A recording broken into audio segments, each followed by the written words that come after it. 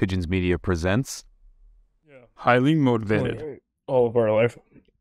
All of our life, yeah. I've only been Just waiting for kids. this my whole life.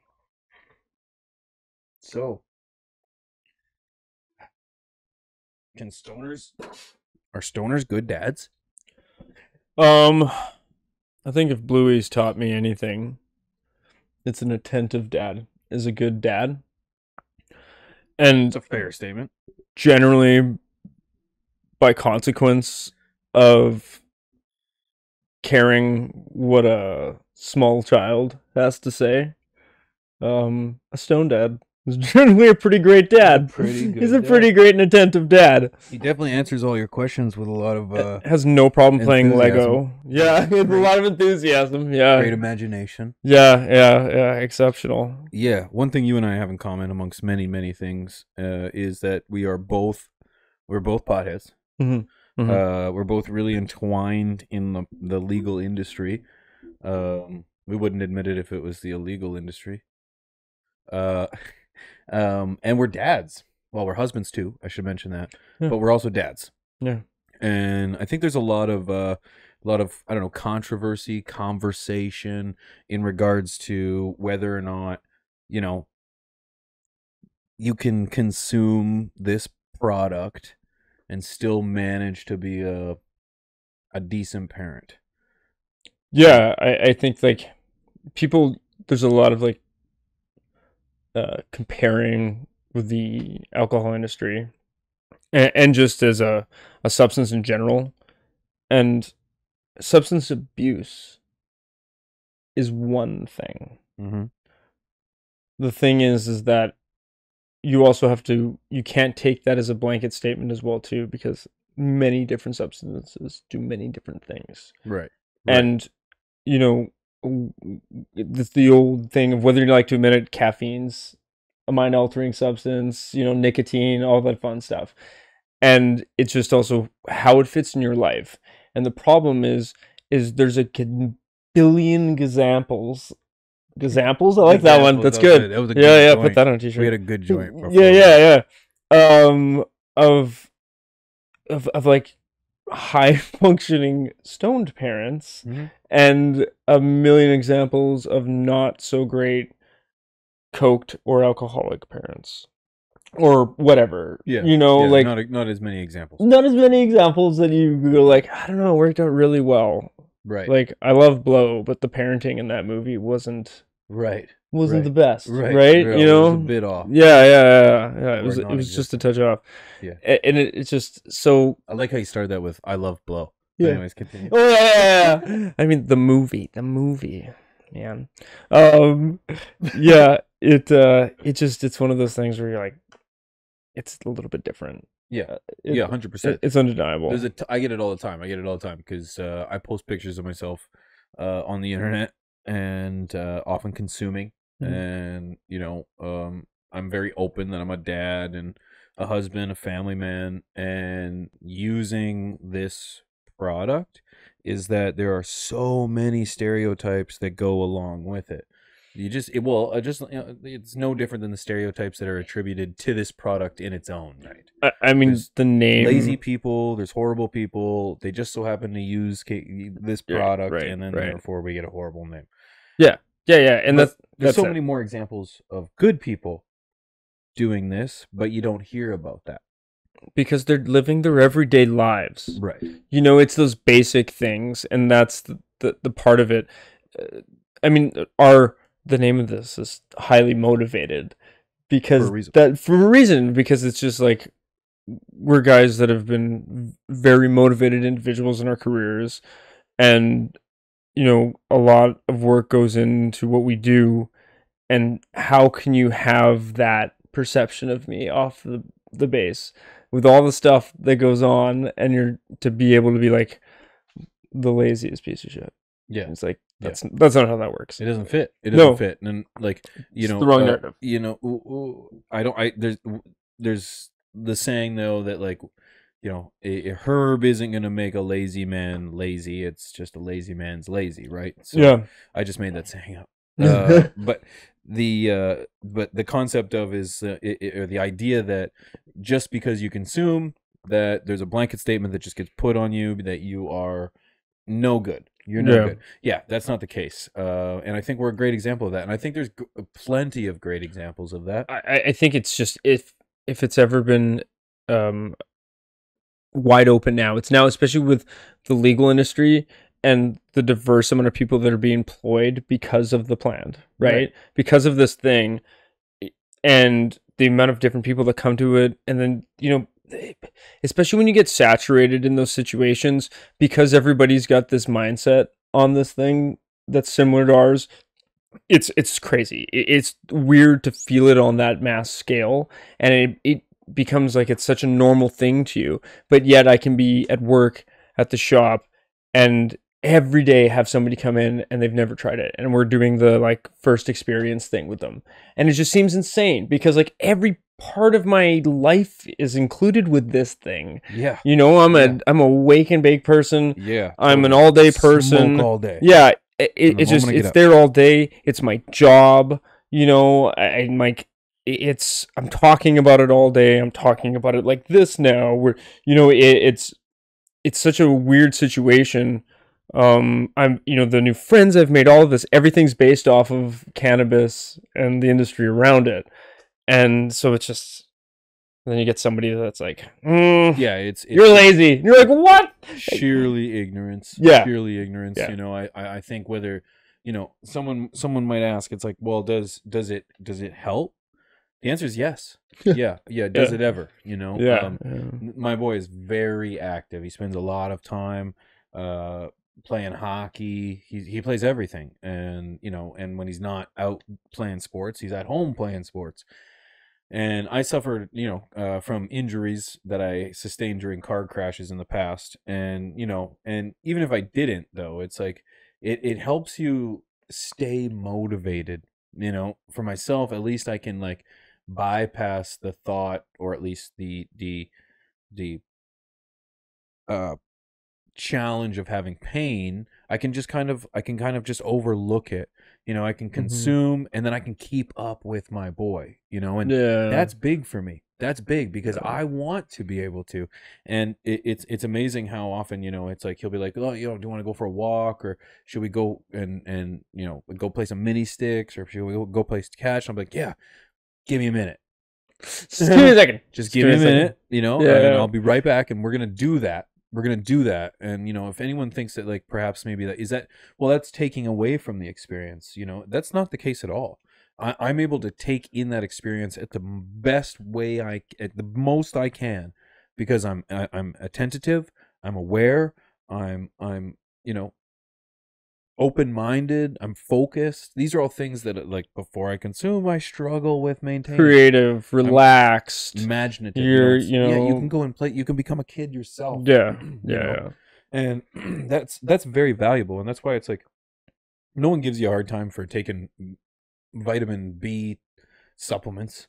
No. You know, and it's like, well, what's the difference between a vitamin supplement and this mental health aid? I mean, we know there's physiologically there are benefits, and we know that to be true as it is anyways, and bound of consumption methods and everything to various degrees, of course, but like those are facts. And then, I mean, psychologically and just a regular mental health situation, like the vision of life is one of the things that I've always struggled with.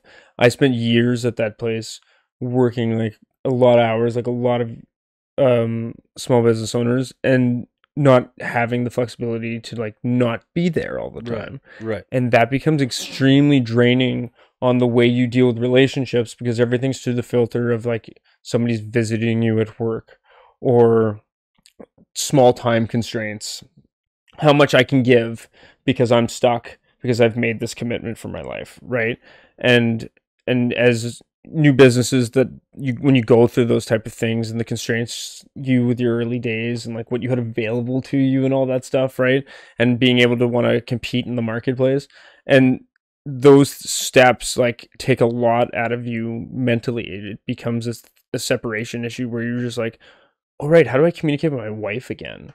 Right. I've got to like deal with, you know, seeing my kid on a regular basis and what that is, and like where, you know, making sure that I'm not even like overspending time, because I think I like kind of really dove into it and didn't give enough like space originally too, and then bouncing back and forth of like how I'm dealing with that. Like those little things over the last while and developing is like that's a whole thing. And like um I don't know how you create a lot of separation without having the ability to like come home from work and relax, right? And take myself, slow everything down from like being on Zoom calls all day and like ordering and doing all these things, and then you're just like creating some separation in my life where I can like calm myself down, reduce the anxiety, get myself in the moment, take myself out of my scatterbrained head of like thinking of emails I have to respond to and all that other stuff, and like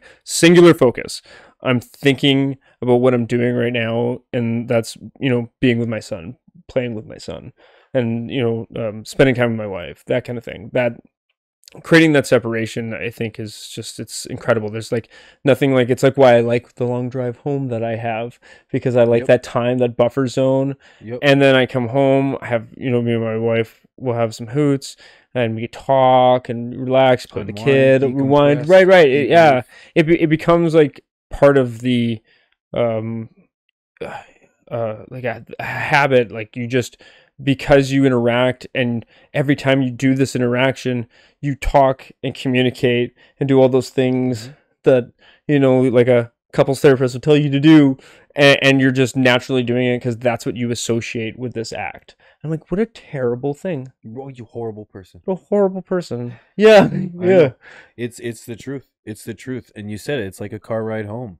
And you know, it's just that moment of just unwind. We live such stressful lives, particularly at work, with the hustle, the bustle, the up at 5, 6, 7 o'clock in the morning, working till 4, 5, 6, 7 o'clock at night. My phone is a Christmas tree. Yeah, boing, you know, boing, boing, boing, with the boing, amount boing. of stuff going on time, and emails and phone calls and all that other stuff. And I don't even work in the media space like you do, right? Like all my it's shit's turned off. Yeah, like, and I that's the way it's to be, because how do you deal with that much input and stuff all the time? And then when you're like, when I'm working and you know, that kind of thing, value of time. Separation is key too, right? In the same way you said it, in division of work and life, it's, you know, the time that I spend focused on work needs to be time spent focused on work.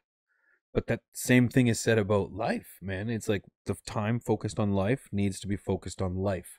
So after that 4 or 5, whatever my clock is, when I'm done, there's no work, right? You know, and that's where it's like, that's right. I like to unwind, just feel a good hoot at the end of the day, you know. And you know, some people feel that same thing with like maybe a long walk or a nice cold beer, a glass of wine, you know, and just anything, you know, it's just to unwind. And then it's like you can approach your life head on. Ready to just tackle whatever comes your way and to overcome your challenges and entertain your family, provide for them.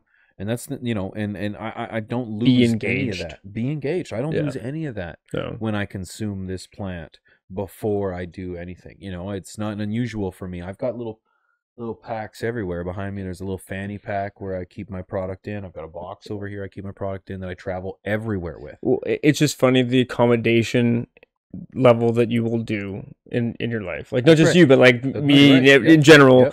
You know, everything is okay. What are we doing? Like as soon as we knew we were having a kid, it was like, okay, how are we adjusting where we keep things? Because obviously bongs out isn't a thing, and the way that life changes, and then you just continue to make adjustments. And that's the things I think a lot of people will like see what smoking in your teenage or early 20 years looks like because of a movie or something. And then it's so like, I don't like, do you think I just have bongs on my coffee table? Right. Like we don't keep nice figurines out. Why would I keep my bong out? Yeah. You know, like, or drugs. Right. Or drugs for that matter. Like, let alone the expensive glass piece. That's the thing I'm worried about, the monetary, you know, like, but it's just like, yeah, how would you have either of those things and expect to not, or to not have issues? Like you have to evolve and change and accommodate what's going on with your life, right? You know, in like the same way when my boy was going from crawling to walking, right? You know, when he was crawling or not even moving for that matter, you know, it's like things were only so high up or so far away. But then all of a sudden, within just a few moments, it's like I had to adapt and overcome, and the way to do that was to move things farther out of reach, to educate, no, you can't have this. And that's what I feel as a parent, my job is to do, is to educate my kid. Because this is something that I feel that now I speak for myself because I almost had zero role models growing up, but it's like there was nobody to educate me to say, okay, this is why you probably shouldn't use it. Not because it's just like it's the same as crack or it's the same as We're dare heroin. generation kids. They're like, That's right. I mean, my elementary school was like abstinence. I would never touch any of this stuff like that. I was very against it, right? Like, and that was the education and how we were supposed to deal with it. It was by fear. Yeah. You don't touch this stuff. And look what it did. Yeah. It didn't work. The thing is that like my boy now is 11. He's gonna be turning 12 next month. Crazy. And it's fair to say that this product is very prevalent in my house. The garden it's not locked. There's no lock on my garden door. In fact, he's helped me garden. He's helped me water. He's helped me deal with the plants. And this is something I want him to know. I want him to understand how to be self-sufficient. I want him to be able to care for himself. I want him to be able to provide for himself.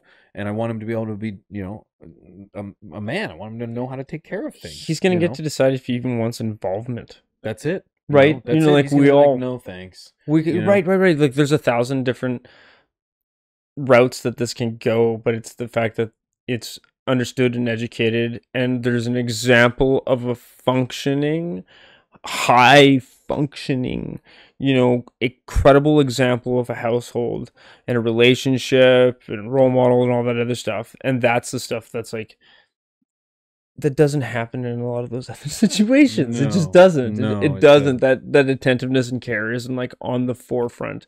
It's not something that's thought of based off of that continual communication around this thing that's involved in your life. That communication will never end. It's like, I know as he progresses and gets a little bit older, he's going to be presented in different scenarios that are going to present different challenges to overcome. And I'm hoping that throughout his experience, I'm going to be able to provide him with enough wherewithal to be able to make the decision that, no, I'm going to wait.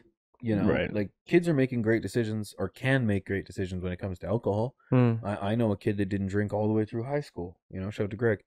But the moment we got out of high school though, he went ham. But the thing is that it's like, so you can make the right decision if you're prepared with the right information. Right. So that's all I want to do for my boy. It's like, will he ever smoke? Maybe. Right. Maybe someday, like, it could be the stuff that I provide, and it's not stuff that he has to get from the street or, somewhere else, right. But, I'm gonna wait till that road comes before I cross it. Yeah. I mean, like, I had a big thing with an example with alcohol as a young kid. My dad had a bar and bowling center restaurant and a card club at one point, and I was around a lot of old professional drinkers and that spent time in places like these, right? And so that was a lot of the example set with the consumption and such, and then went to a rural school where binge drinking is like the norm and celebrated, right? And your accomplishments and that, whatever that's supposed to mean, and then the repercussions of living that with like, young people getting in themselves in unfortunate situations and stuff growing up. Like it's just an incredibly tumultuous world to be part of. And then I'm like, I have none of those issues. Right? Absolutely none of those issues emotionally, anything like that. With any of the relationships, friendships, my wife, with my kid, none of that is attached to it. With this, and even when I was drinking lots, it was at a function or something. It wasn't like an all-day drinking situation, but it was just, it's you can't equate the two. No, you can't. And I want to be clear though. It's like, I don't think kids should be smoking. Oh no. But like there is plenty of evidence out there that suggests that this product can be, or this plant can be used for medicinal purposes Yeah. on Seizures and all stuff. We've ages. seen a lot of that stuff. Yeah. Yeah. Epileptic, the Yeah. epileptic treatments that, or the ailments that this plant manages to treat Right. is incredible, man. Right. And, like, the testimonials from children that go, they say they, tens of seizures a day to none, Mhm. to one a week. It's like, wow. I think that my thought process and that is the same as, like, I also don't let my kid take Tylenol. Right. But if it was prescribed to him, he Right. would be taking it Yep. for something that, Yep. like, it's if it's something that needs to be dealt with, that's the reason we're doing it, and it's a greater good. It's a harm reduction, that the entire concept of the medical system. Yeah, I don't doubt, had there been, or had it been legal this whole time, I have no doubt that there'd be an array of medical purposes for it, both for pediatric ailments and adults. Right. Of course, because pre 1930 whatever 2 or whatever it was, there was. Yeah. There was cannabis sativa in so many different things, and it's just amazing. It's amazing to see how the times. And we're starting to see these things come back in terms of alternate medicines, if you want to call them that, again, because they're kind of the originals. But, like, there's that company packaging and producing cocaine for prescription to be available through the medical system, right? And that's a new thing that just happened, right? And like, that's just another step. We're seeing that in psilocybin with mushrooms and such, right? A lot of research there, MDMA, a lot of stuff's happening, and governments are getting more and more open to allowing the research to happen. And we're looking into these things because we see the patterns and the consistency. They're not researching into all of these fact that, like, MDMA's, for PTSD and the with therapy and all that. Like, you can't have these anecdotes and then, like, that's where this is coming from. That's why there's so much interest in there, because there's so many anecdotal stories that are supporting all of it. There's a lot of interest in that side of the spectrum, and it's continuing to grow more and more. And now that I think we're getting more used to monetizing drugs, like, that's the thing what cannabis is going to be really good for, is we've gotten used to it a little bit. But it's going to allow the medical system to not have to rely on the same things, and give us a few more options, which I think is going to be, like, probably better in the long run anyways for a lot of us. Totally. Yeah, 100%. And we're just going to know more about substances and, like, whoops. Yep. Probably help somebody along the way. And, well, you think it can't be coincidental too that, like, we're at an all-time high in terms of the amount of stress, the amount of pressure we put ourselves in terms of workload and relationships, and and it's like we have not had access to this medication for almost 100 years. So it's like, what do you think that did to our bodies, man? We have an endocannabinoid system within us that is designed to receive cannabinoids, and we've deprived it. So I'm curious. It's like, we haven't deprived it, but, like, we're making up for many generations. I want it to be known. We're providing a service here. Saturated. Okay. But yeah, there's in no way that I would ever blame this plant for making it harder, or making it making it so that someone cannot raise a child. It is not, correlation does not mean causation. Just because someone consumes it and they're a bad parent doesn't mean that that's what made them a bad parent. There's plenty of examples of great parents out there that are using it, man. And, like, find ways to make it work for you. That's what would be my advice, because like I said, I got a box for different occasions. We're going out in the summertime, we're going out in the wintertime, we're going to baseball, we're going to hockey. I got a different box. Some of them have got vapes, some of them got pipes, my inside and my outside. Always accommodated. Always accommodated. And do I have someone else there? Because I could provide for them too, give them a little something.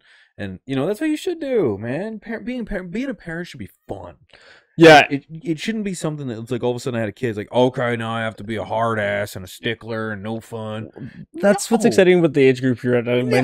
My son's younger; he's about to be 4, right? But, like, now as we're getting to do more things, like he went to his first birthday party the other day Yeah. with one of his classmates from preschool, and you get that engagement, you get to find out like what other parents smoke, and Yeah, then you get yeah. to like that portion of it. Like I'm excited for that because it's so much opportunity. It totally is, and let me tell you, It makes it easier too. Yes, it honestly, does. it takes some of the anxiety off because I have this the built-in icebreaker. method. Yeah. Yeah. Yep.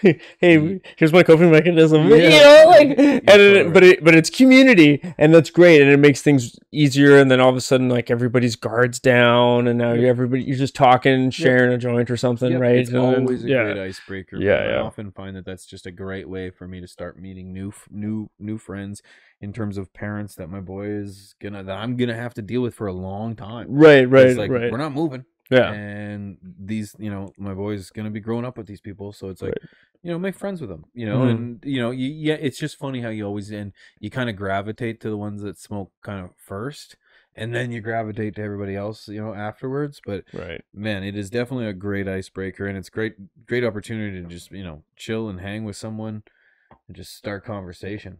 So yeah, definitely, if you have kids, definitely a great way to just point out in a crowd to be like, which one of you is the toker in the group? Huh? There's a funny this Facebook group. It's Indy's mom, and if you have young children, you watch Bluey, and Indy's mom is like one of the hippie characters, and she's associated with weed, and for good reasons. I just like found this group, and I'm part of like no Facebook groups because I barely use it, but I love those little Bluey memes. The amount of Bluey we watch in that household, and it's funny. Like everybody's got that like same vibe. It is I'm like that and a hockey group, and the hockey group is much more aggressive. It is much more hostile. The conversations are much more hostile. Somebody could put up the worst art they did or something, and everybody's still so supportive and wonderful and happy, and it's just like, it's the weirdest thing. Yeah, it's so communal, it's crazy. Yeah, there's definitely nothing missing within this community that that's around a kid show, like, right. This community is parents are so engaged. Like, what a terrible thing. What a horrible thing. What a horribly engaged parent you are. Yeah. How dare you know what your kid did today? I love Bluey though. It's so yeah, no, I'm a huge proponent of parents that are going to be involved. I think that you should be comfortable. I think you should be having fun. Being parents should be fun. You're on an adventure of life, and you should be riding it. Take it with you, man. And one of those ways I do is I like to just take the edge off with a nice hoot just about all the time. So, just about all the time. Yeah. Before we play catch, before we go out to play mini sticks, before we really board games, video games, you name it. Yeah, I'm definitely gonna like just have a nice rip. First, I'm not getting totally inebriated. Well, that's the other thing too. Like I can still drive. Like, you know what I mean? Like I'm not getting, like, I can get high. Light levels. I can get high. Yeah. But I'm not. I'm just medicated. I'm in a position where I'm. It's purposes. Yeah. Tactical hoots. Tactical hoots. That's what I like to hear. Do you participate in tactical hoots? We want to hear from you guys. Leave us a comment in the comment section below. This has been a wicked conversation, brother. I know that this is a conversation that should be happening more often. I know that there's people that are out there that are enjoying the benefits of this plant, that are nervous about the look or the perception that they're going to receive from other people.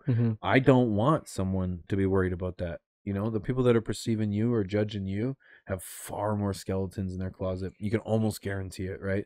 Because it's funny. It's like people who throw rocks tend to live in a glass house. Is that saying? Is that right? Something like that. Something like that. Huh? You can break. Don't throw rocks in glass houses. Yeah, we throwing rocks. Yeah, I don't know. But needless to say, it's like, don't let it get to you. This plan is only gonna heighten your ability to be the best human being that you can be, and we want to hear from you guys. We got a website. If you want to engage over there, come check us out. The link will be in the description. HighlyMotivatedProductions.ca. That is it. That's it. Yeah. That's it. Come check us out and come visit us on all of our platforms. We're on Twitter. We're on Instagram. We're on TikTok. Highly Motivated Podcast. Highly Motivated Productions. Come check it out. It's this logo. Okay. If it's not this logo, it's not us. All right. Highly motivated. Highly motivated. We'll see you guys next week. Peace. Yeah, boy.